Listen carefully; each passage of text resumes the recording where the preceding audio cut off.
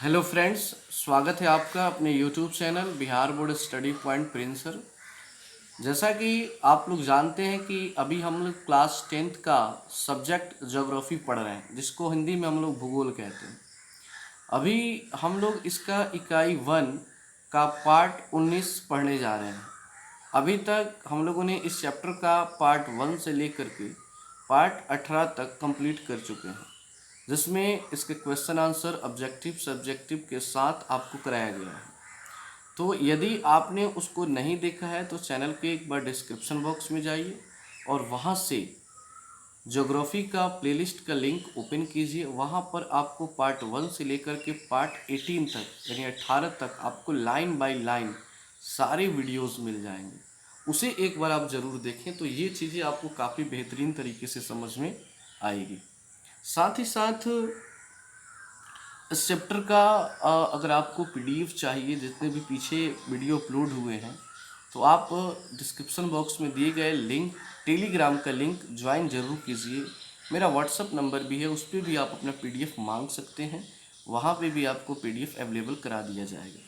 साथ ही साथ आप मेरे फेसबुक से भी जुड़ सकते हैं डिस्क्रिप्शन बॉक्स में। तो मैं कहूँगा कि अगर आपने एक बार भी मेरी डिस्क्रिप्शन बॉक्स नहीं पढ़ा है तो एक बार पूरी अच्छे तरीके से पढ़िए, क्योंकि मेरा जितना भी वीडियोस होते हैं उन सारे वीडियो में मेरे जो डिस्क्रिप्शन है वो एक ही जैसे होते हैं, कहीं भी डिस्क्रिप्शन को चेंज नहीं किया गया है। सो एक बार तो ज़रूर पढ़ना चाहिए और उसमें आपको बहुत काम का चीज़ मिलेगा।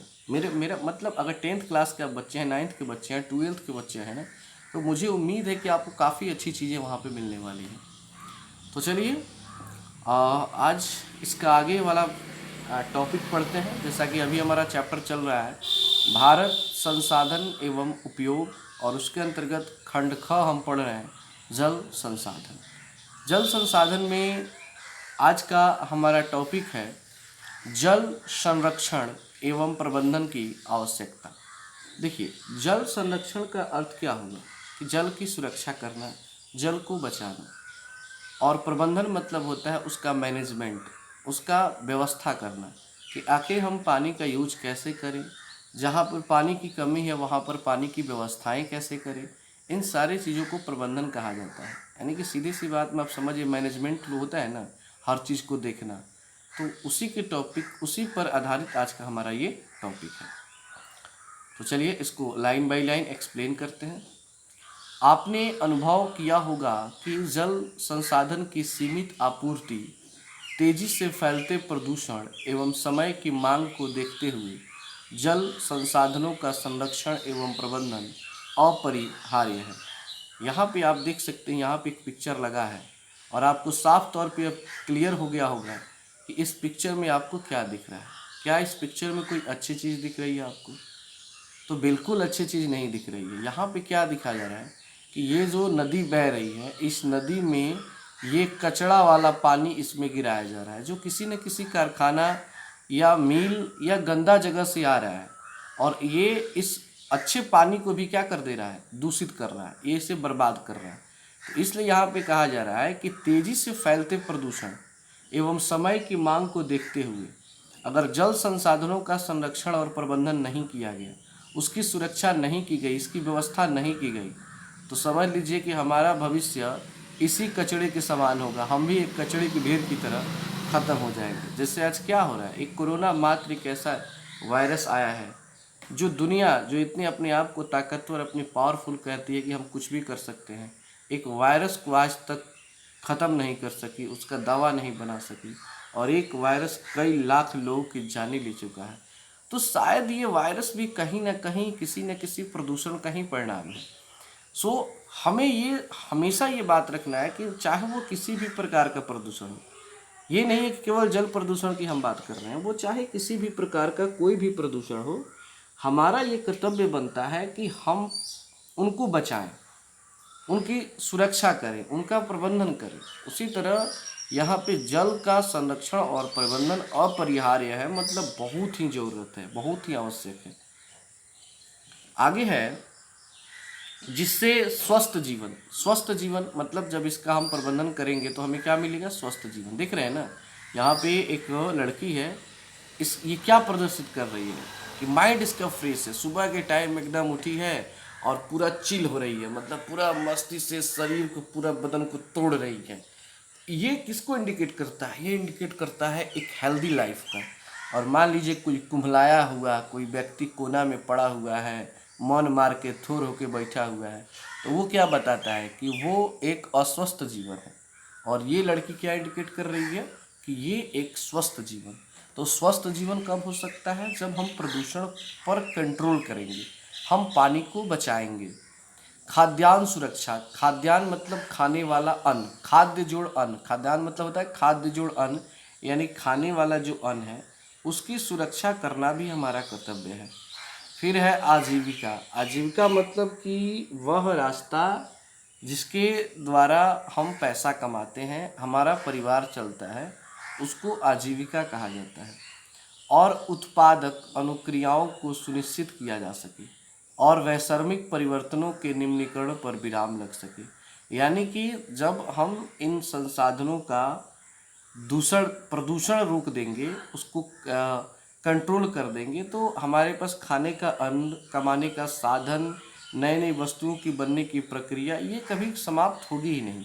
ये हमेशा दिन प्रतिदिन आगे बढ़ेगी। और जो भी समाज में वैश्विक परिवर्तन हो रहे हैं, मतलब कि वैसे परिवर्तन जो मतलब आदमी कभी सोचा भी नहीं है, तो इन सब चीज़ों पे क्या हो जाएगा? विराम लग जाएगा, मतलब कि नहीं होगा। कब? जब हम प्रदूषण को काफ़ी हद तक कंट्रोल करेंगे तब। आगे है जल संसाधन के दुर्लभता या संकट निवारण हेतु सरकार ने सितंबर 1987 में राष्ट्रीय जल नीति को स्वीकृत किया। ये लाइन आप बिल्कुल याद रखिएगा। राष्ट्रीय जल नीति की शुरुआत कब हुई थी? तो सितंबर 1987 में। ये क्वेश्चन कई बार एग्जाम में पूछा जा चुका है। राष्ट्रीय जल नीति का अर्थ क्या हुआ कि राष्ट्रीय जल नीति का अर्थ है कि सरकार की एक ये ऐसी योजना जिसके तहत पानी को बचाने के लिए विभिन्न प्रकार के प्रयास करना। कालांतर में, यानी कि जब समय बीतता गया, तो कई समस्याओं के उभरने के कारण इसे संशोधित कर राष्ट्रीय जल नीति 2002 के रूप में प्रस्तुत किया गया।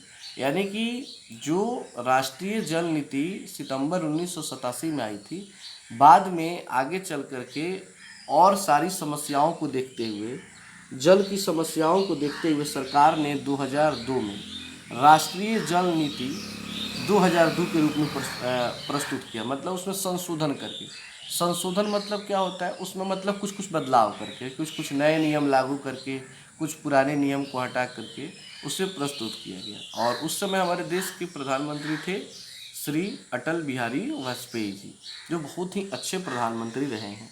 मतलब समझ जाइए कि एक ऐसे प्रधानमंत्री जिन्हें विपक्ष भी उल्टा सीधा नहीं बोलता था, इतने इज्जत और प्रतिष्ठा वाले व्यक्ति थे। इसके अंतर्गत सरकार में जल संरक्षण हेतु निम्न सिद्धांतों को ध्यान में रखकर योजनाओं को निर्मित किया गया है। अब आखिर जब ये राष्ट्रीय जल नीति 2002 बना है, तो उसमें कौन कौन से नियम है, कौन कौन से सिद्धांत हैं जिनको ध्यान में रख करके ये नियम बना? तो उसमें ये 3 सबसे फेमस है।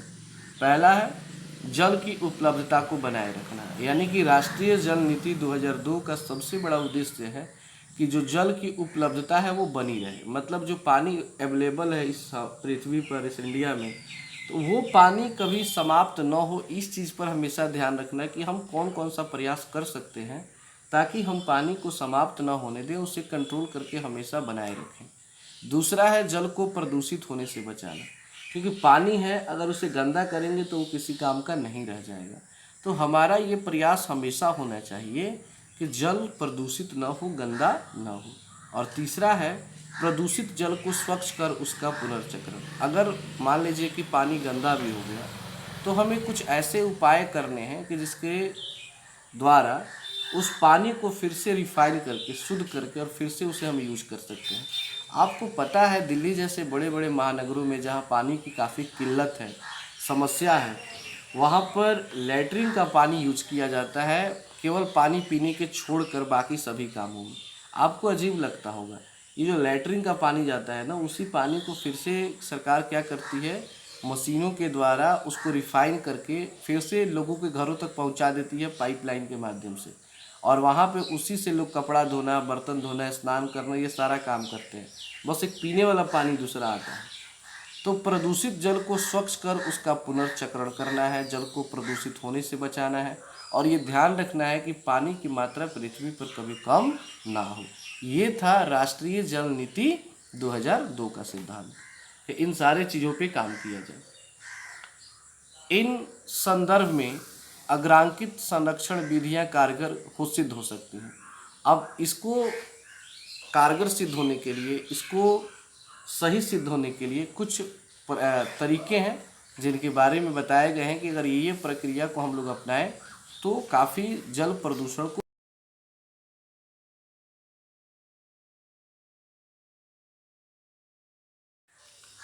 जिसमें सबसे पहला हमारा आता है भूमिगत जल की पुनर्पूर्ति। जैसा कि पिछले क्लास में आप लोगों ने पढ़ा है कि भूमिगत जल क्या होता है, यानी कि अंडर ग्राउंड वाटर। जमीन के अंदर जो भी पानी की मात्रा है वो भूमिगत जल कहलाता है, और उसका पुनर्पूर्ति मतलब हो गया कि वो कम ना हो। जैसा कि आप लोग जानते हैं कि भूमिगत जल यानी कि ज़मीन के अंदर जो पीने वाला पानी है वो लिमिटेड है, ऐसा नहीं कि वो अनलिमिटेड है।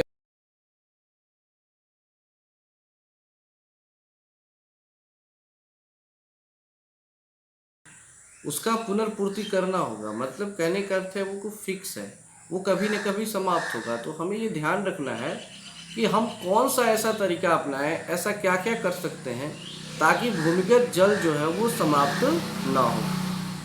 पूर्व राष्ट्रपति अब्दुल कलाम, इनका पूरा नाम क्या है? एपीजे अब्दुल कलाम। इनको तो मतलब हमको लगता है कि कोई भी ऐसा व्यक्ति नहीं होगा जो इस महान व्यक्ति को न जानता हो। ये ऐसे महान व्यक्ति हैं जिनको हिंदू मुसलमान कोई भी हो, सब कोई हमेशा इज्जत की नज़र से ही देखता है, हमेशा प्रेम की नज़र से ही देखता है।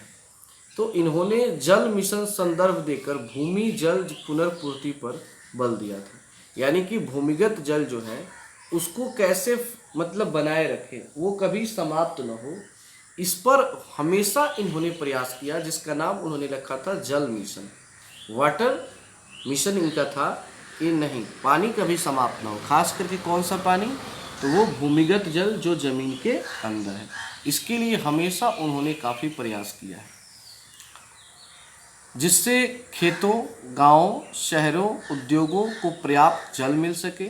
इसके लिए वृक्षारोपण, जैविक तथा कंपोस्ट खाद के प्रयोग, वेटलैंड्स का संरक्षण, वर्षा जल के संचयन एवं मल जल शोधन पुनर्चक्रण जैसे क्रियाकलाप उपयोगी हो सकते हैं। मतलब उन्होंने बताया कि चाहे खेत हो, गांव हो, शहर हो, उद्योग हो, कुछ भी है, सबको पानी की आवश्यकता है। बिना पानी का कुछ हो ही नहीं सकता है। हम ज़्यादा से ज़्यादा वृक्षारोपण करें, वृक्षों को रोपें। जैसा कि अभी हाल फिलहाल में एक चीज़ तो भारत क्या पूरी दुनिया समझ चुकी है कि ऑक्सीजन कितना बड़ा चीज़ है। पहले ऑक्सीजन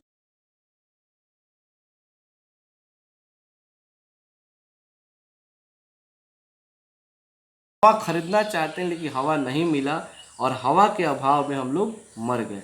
मतलब ऐसे लाखों लोग मर गए उस हवा के अभाव में।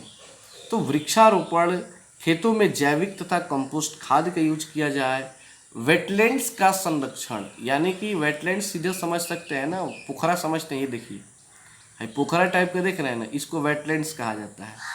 जहाँ पे बरखा वरखा का पानी जो इकट्ठा हो जाता है तो उसको वेटलैंड्स बोलते हैं।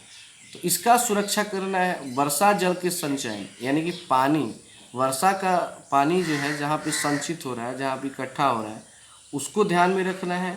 एवं मल जल शोधन पुनर्चक्रण जैसे क्रियाकलाप उपयोगी हो सकते हैं। मल जल शोधन समझ रहे हैं, यानी कि लैट्रिन का जो पनिया होता है ना, उसको शोधन करके, यानी उसको रिफाइन करके फिर से यूज करें, तो इस तरह हम काफ़ी हद तक पानी को बचा सकते हैं। वैसे तो हमारे क्षेत्र में, बिहार में तो कोई करेगा नहीं, क्योंकि यहाँ पे पानी ऑलरेडी अवेलेबल है। तो होता है ना कि जब तक कोई चीज़ हमारे पास अवेलेबल है उसका हम महत्व नहीं समझते हैं, और जब वहीं हमारे पास से कम हो जाए तो उसको हम बड़ी इज्जत से और बड़ी प्रेम से उसका यूज समझते हैं। तो हमारे पास जिस दिन समाप्त हो उस दिन हम इसका महत्व समझें, उससे अच्छा है कि पहले ही उसका महत्व समझ जाए। तो शायद वैसा दिन ही नहीं आएगा कि हमें इसके लिए तड़पना पड़े। कहा जाता है ना, एक हिस्सा है, कहावत है भोजपुरी में कि रहले पिया तो मन ना भइले, आ गइले पिया तो बहुत याद अइले। मतलब कहने का अर्थ है कि जब घर पे पति हैं तो उनको कोई भाव नहीं दिया जा रहा है, उनका कोई इज्जत नहीं है। का तो बाहर कमाने चले गए तो का तो बहुत याद आता है आपका, आपके बिना नींद नहीं लगता, ये नहीं होता है। तो ये सब फेंकने वाली बात है, ठीक है ना। पास में है तभी उसका इज्जत करना सीख लीजिए। तो उसी तरह पानी है,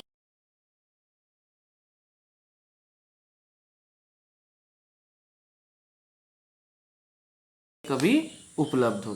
सो इस पे हमेशा हमारा फोकस होना चाहिए। आगे है दूसरा, जल संभर प्रबंधन। पहला तो भूमिगत जल की पुनर्पूर्ति करना है कि मतलब ज़मीन के अंदर जो पानी है उसको बचा के रखना है। अब दूसरा है जल संभर प्रबंधन, जल को कैसे प्रबंधित कर सकें। जल प्रवाह, जल प्रवाह मतलब होता है पानी का बहना या जल जमाव। जल जमाव का अर्थ होता है जल का इकट्ठा होना का उपयोग कर उद्यान यानी कि बगीचा, कृषि वानिकी यानी कि खेती करना, वन लगाना, जल कृषि एवं कृषि उत्पादन को बढ़ाया जा सकता है। इसमें पेय जलापूर्ति भी की जा सकती है। पेय मतलब पीने वाले पानी की भी आपूर्ति की जा सकती है। इस प्रबंधन को छोटे इकाइयों पर लागू करने की आवश्यकता है। यहाँ पे एक चित्र दिख रही है, ये जल प्रवाह दिख रहे हैं ना, पानी बह रहा है, इसी को कहते हैं जल प्रवाह। तो इन सारे जो ये पानी बहते हैं, इन सारे पानी पर अगर हम काम करें, इनको इकट्ठा करने की कोशिश करें, इनके लिए कुछ वर्क करें, तो इन फ्यूचर शायद हमें कभी पानी की समस्या ना हो। लेकिन सबसे बड़ा दुख का बात है कि हम तो एक इसे इकट्ठा नहीं करते हैं, साथ ही साथ जो हमारे पास ऊपर वाले ने अवेलेबल कराया है उसे भी हम बेहद बुरी तरीके से यूज करके उसको बर्बाद करते हैं। तो प्लीज़ आप लोग सभी लोग ये सोचिए कि हम पानी को जहाँ तक हो सके बचाएंगे। सबसे बड़ी समस्या है देखा देखी। एक आदमी अगर पानी बर्बाद कर रहा है तो हम भी करेंगे। हम ये सोचते हैं कि हमारे एक पानी बचाने से क्या हो जाएगा, फलाना लोग तो बचाता ही नहीं है। अरे एक से एक मिलकर 11 बनता है। विवेकानंद जी ने क्या कहा है कि अगर आपको दूसरों को बदलना है ना तो पहले खुद को बदलो।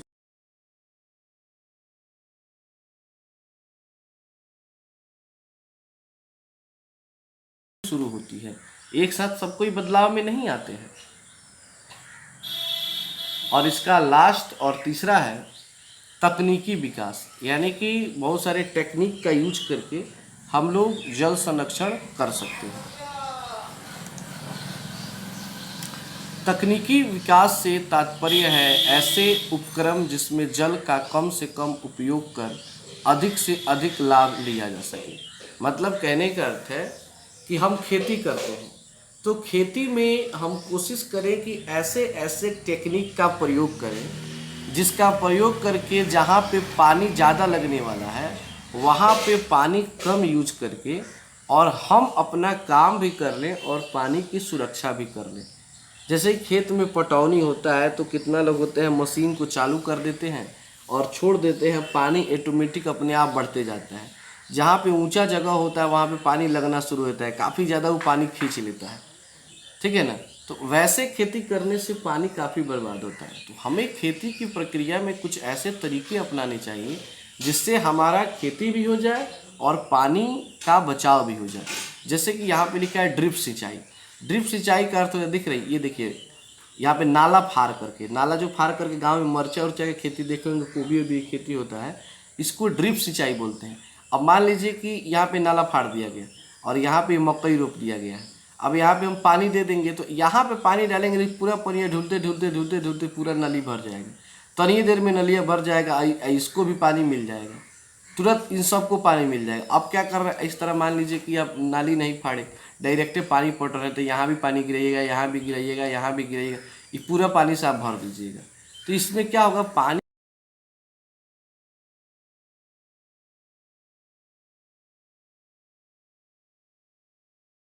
खैर आजकल तो सब लोग पाइप का ही प्रयोग कर रहे हैं। पाइप दिख रहे हैं, एक आदमी लग रहा है यहाँ से फट गया है तो उसी को बांध रहा है, छुरछुरी की तरफ फेंकता है। आप लोग भी कभी खेत का पटौनी किए होंगे तो ऐसा होता है। पहले के लोग क्या करते थे, नाला फाड़ फाड़ के और खेतों तक पानी लेके जाते थे, जिसमें आधा पानी की जो मात्रा होती थी वो रास्ते में ही मतलब बेकार हो जाता था, वो बह जाता था, या कहीं से नाली का टूट जाने से पानी काफ़ी बर्बाद हो जाता था। लेकिन जब से ये लिफ्ट सिंचाई का यूज हो रहा है तब से काफ़ी पानी को सही तरीके से यूज करके खेती की प्रक्रिया की जा रही है। हम लिफ्ट सिंचाई का यूज कर सकते हैं, ड्रिप सिंचाई का यूज कर सकते हैं, सूक्ष्म फुहारों से सिंचाई, फुहारा का सिंचाई देखें इसे देखिए, खेतों में जहाँ पे लोग टेक्निक, जैसे पंजाब, उत्तर प्रदेश, हरियाणा जैसे राज्य हैं, वहाँ पे ये खेती काफ़ी मतलब प्रचलित है। इसमें क्या देखिए, जगह जगह बोरिंग लगा हुआ है और कनेक्शन किया गया है पानी का मोटर से। जैसे ही मोटर को ऑन करेंगे ये फुहारा के टाइप पानी फेंकता है, पूरे खेतों में चारों ओर रहेगा, एकदम फुहारा फुहारा फुहारा फुहारा पड़ेगा, बहुत ही कम पानी लगेगा और खेती भी काफ़ी अच्छे तरीके से हो जाती है। इसमें पानी भी कम लगा और खेती पटौनी एकदम बराबर। जैसे देखिए, बारिश की बूंदें जो होती है वो क्या होती है, एक बराबर पड़ती है। बारिश की बूंदों से जो खेती में पानी गिरता है वो बहुत ही सेटिंग से काम करता है, बढ़िया काम करता है। वो मिट्टी को बर्बाद नहीं करता है और साथ ही साथ पानी की उचित मात्रा मिलती है पौधों को। तो इसी तरह अगर हम लोग फुहारा से सिंचाई करें ना, तो एकदम फसलों को ज़्यादा पानी नहीं मिलेगा, हल्का हल्का मिलेगा। जैसे होता है ना कि हमें जब पानी पीना चाहिए तो पानी पीने का सही तरीका क्या होता है कि पानी एक गिलास एक बार में ही नहीं पी लेना चाहिए, हमें हल्का हल्का करके कूला कूला कर करके कुछ कुछ देर पर पानी पीते रहना चाहिए। इस तरह वो शरीर में पानी जाता है तो किसी भी बॉडी के पार्ट्स पर, किसी भी ऑर्गन पर कोई